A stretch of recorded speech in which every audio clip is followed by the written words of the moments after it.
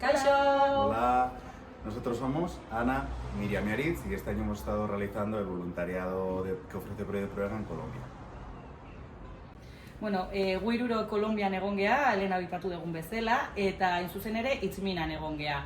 Egon gea 14 eta 23 bitarteko gazteekin eta internado baten egon gea. Allí con esos jóvenes hemos llevado a cabo diferentes trabajos.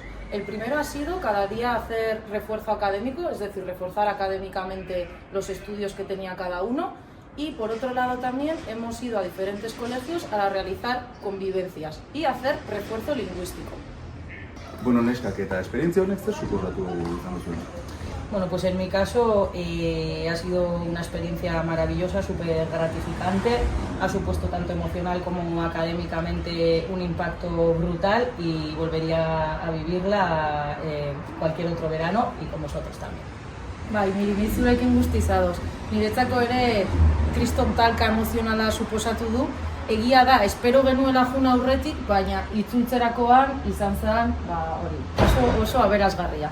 Vale, totalmente de acuerdo con vosotras. La verdad que empiezas a valorar todo lo que tienes y al final poder ir con compañeros que compartes el día a día pues es una gran oportunidad ya para relacionarnos un poquito más entre nosotros.